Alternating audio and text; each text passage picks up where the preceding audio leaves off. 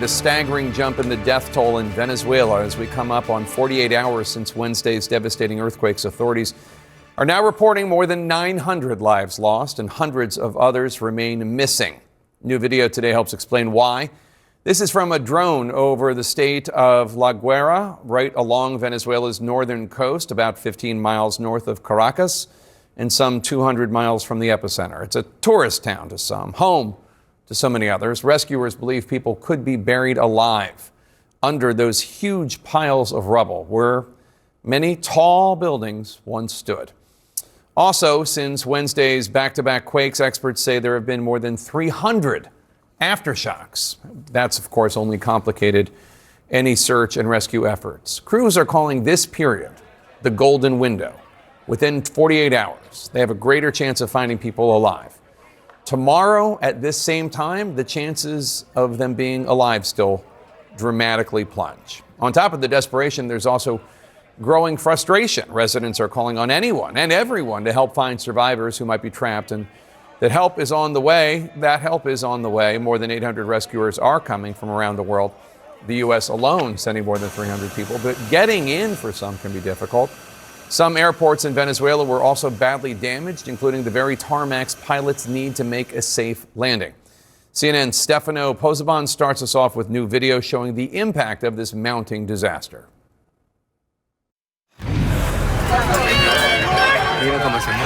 Panic on board as passengers brace through powerful tremors. Just one glimpse of the chaos unleashed after two massive earthquakes struck Venezuela. This image from the public broadcaster Telesur shows large cracks splitting the tarmac at Caracas International Airport, underscoring the damage to critical infrastructure. Tens of thousands are still reported missing. Emergency teams are racing against time to dig through shattered concrete, listening for any sign of life. In the Caracas district of Chacao, rescuers pulled survivors from a collapsed apartment building, while others remain trapped inside. We have rescued 3 people, and there are 3 more alive inside the structure. God willing, they will be rescued very soon. As Venezuela struggles to cope with the scale of the disaster, international help is finally trickling in. But the logistical challenges to mobilize the aid remain. These relief convoys loaded with food and water are heading toward the hardest hit communities, as officials work to support tens of thousands of displaced families, while the priority remains to rescue survivors before time runs out. Stefano Pozzebon, CNN. And our thanks to Stefano Pozzebon for that report. Let's bring in Nicole Cast. She's with the International Rescue Committee, or IRC, coordinating emergency efforts across the Venezuelan border in Colombia. Thanks for joining us. Let's start with the effort to just get into Venezuela. We've seen the damage to airport tarmacs and surrounding areas. How do teams work around that and get in there? Thank you so much. Yes, it is an extreme challenge to get into Venezuela at this time because, as you've seen in these images that you just shared, the airport suffered significant damage and is not really available for humanitarian workers. So we're looking at the option of entering via other airports in other areas of the country that have been open for international flights recently and have opened additional routes, and also by land, although there are also significant challenges with that. We know that Venezuela still has a context of significant access restraints in which humanitarian workers have difficulty often crossing by land. Doctors are warning of chronic underfunding in Venezuela, which has left hospitals unequipped to treat this surge of patients because of longstanding problems in that country. Do you see that complicating the rescue part of these operations?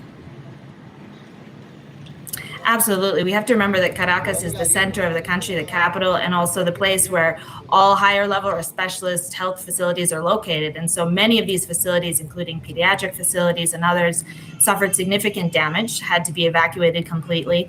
And that means that all of those patients are now looking for another place for support and help. And so the need in terms of health is significant. And this is one of the areas that the International Rescue Committee is considering in our response. What do people in Venezuela right now need beyond those under the rubble who need rescuing, and how can people help?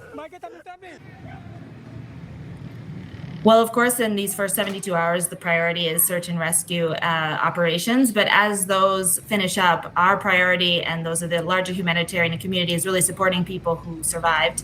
And we're going to focus on basic needs initially. Many people are displaced from their homes. A significant part of the affected area has suffered from structural damage, and so families are living, sleeping on the streets. And our own team, the International Rescue Committee's team on the ground, also is sleeping on the street these last few nights.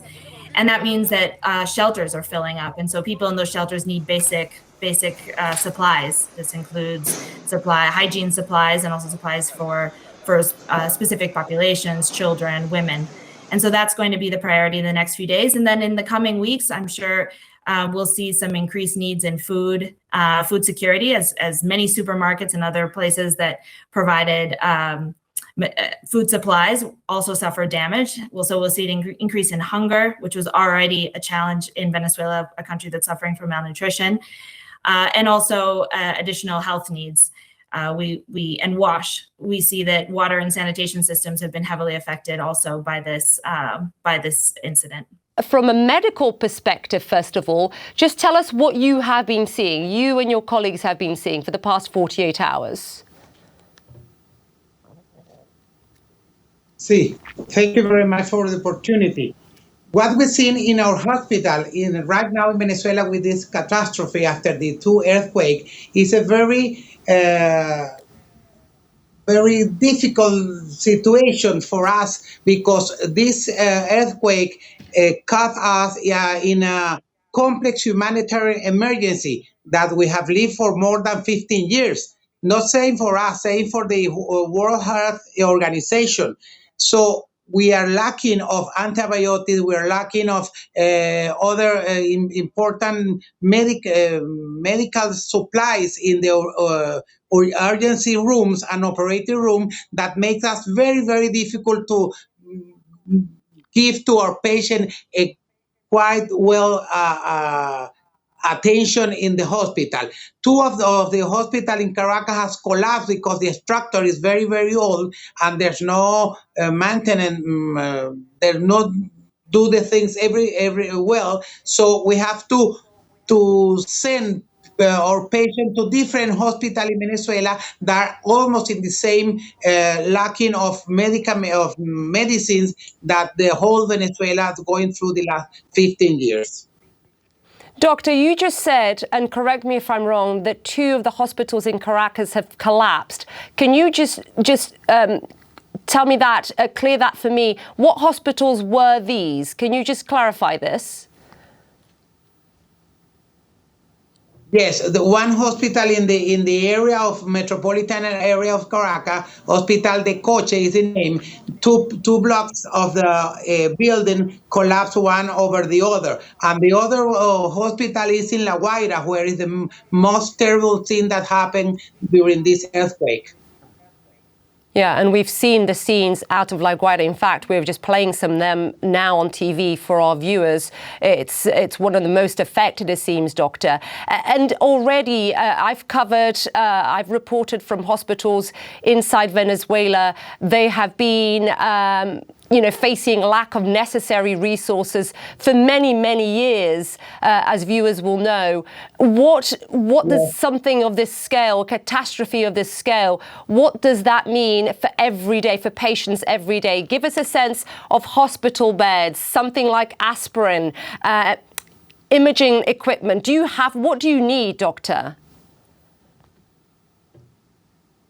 Well, we need many, many things. First, we need water. We don't have enough water in the hospital for the patient, for all the things we have to do. We need antibiotics. We need anesthetic. We need even the sheets, paper sheets for the beds of the patient. We also need all the things. Of course, solution, intravenous solution. We are lacking all this before the earthquake, before the pandemic, before the blockade of the United States. So this emergency or this catastrophe faced us with all this lacking, all this with the collapsed healthcare system in Venezuela. It's very, very hard for us, all the medicals and nurses, to face this patient that needs all these things, and we don't have more than our willingness to help them in this situation. Have you seen, Doctor, have you seen aid starting to trickle in? Are you starting to see some of those items of shortages you're talking about? Have they started to arrive yet, Doctor?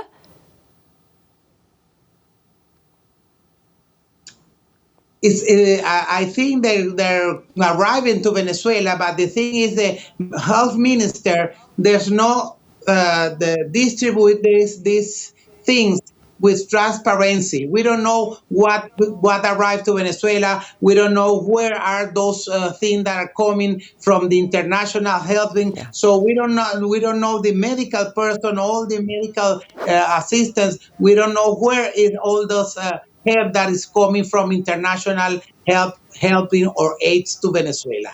That's the problem. How much?